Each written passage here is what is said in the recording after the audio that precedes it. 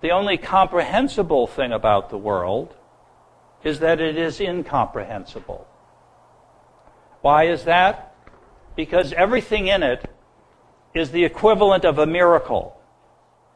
And the one thing you cannot do is understand a miracle, because it's not the product of natural causes. So all nature becomes miraculous, and all miracles become natural. The distinction between the natural and the supernatural disappear. So the mind becomes fogged. It has no way to apprehend this reality.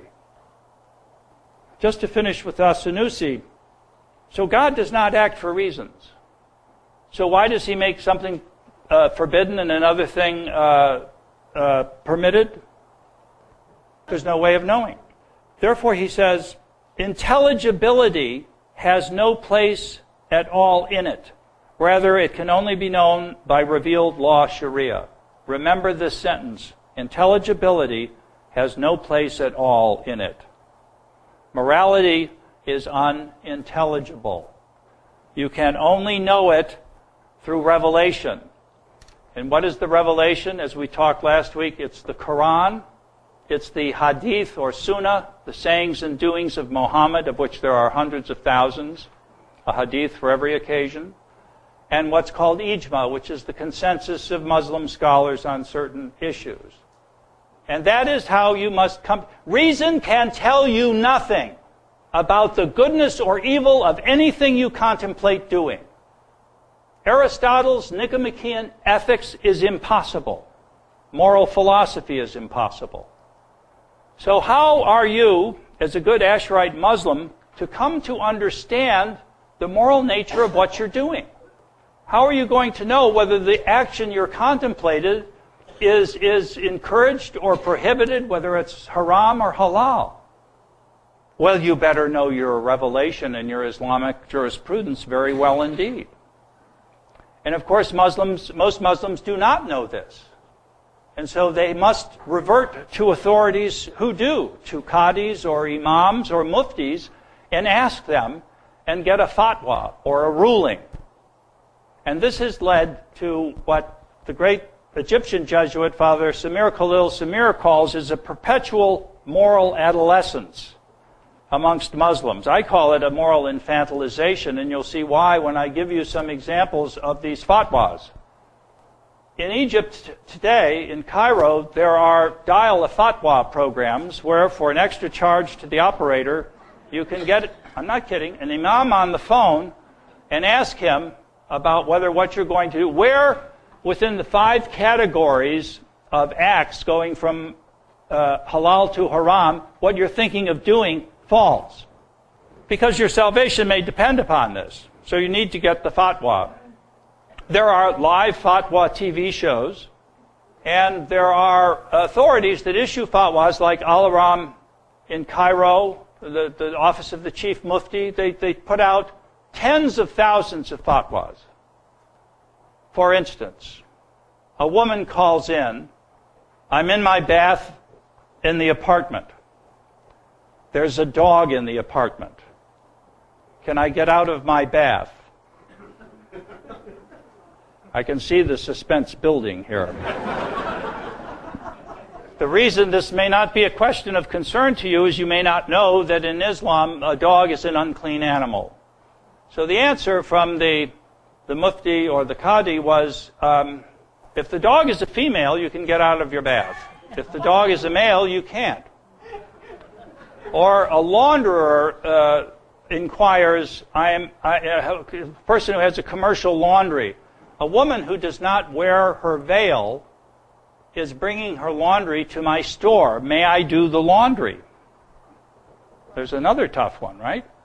Or a man says, I'm saying my prayers, and a woman walks by. Do I have to say my prayers again? Well, the answer was, of course you have to say your prayers again. If a black dog goes by, a donkey, or a woman, you have to repeat your prayers. If the donkey is an unclean animal, the black dog could be Satan, and the woman's impure. So you have to repeat your prayers. I mean, there are thousands of these examples. Perhaps the most notorious one was several years ago in Egypt. And this was issued by the head of the Hadith section of al-Azhar, that great institution which President Obama, in his talk in Cairo more than a year ago, said was the center of innovation and light that led to the Renaissance and all kinds of other things.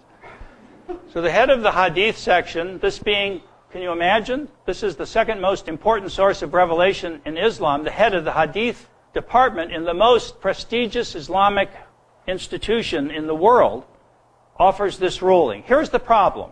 A man and a woman are required by their work to be alone in an office together, even though they are not related. This in Islam is haram. So the man asks, is there any way to overcome this? Because it's a professional requirement, and of course I don't want to do anything that's haram. And so the head of the Hadith section said, yes, there is a way to overcome this problem. If the woman breastfeeds the man 5 times, this will establish a familial relationship, and therefore you may work together.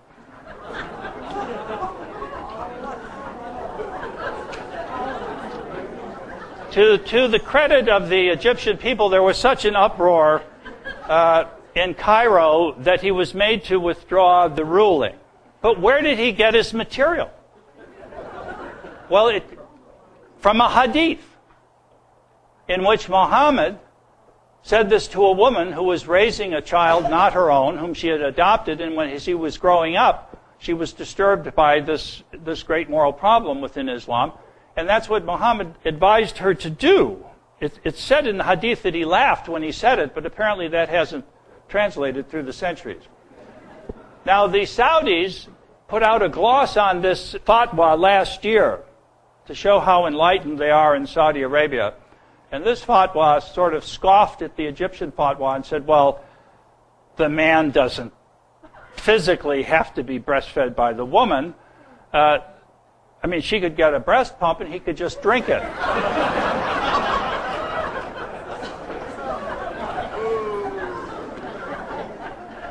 I'm not making this up. There's no moral philosophy. This is what happens when you can no longer think morally, when you cannot reason morally. You're reduced to this.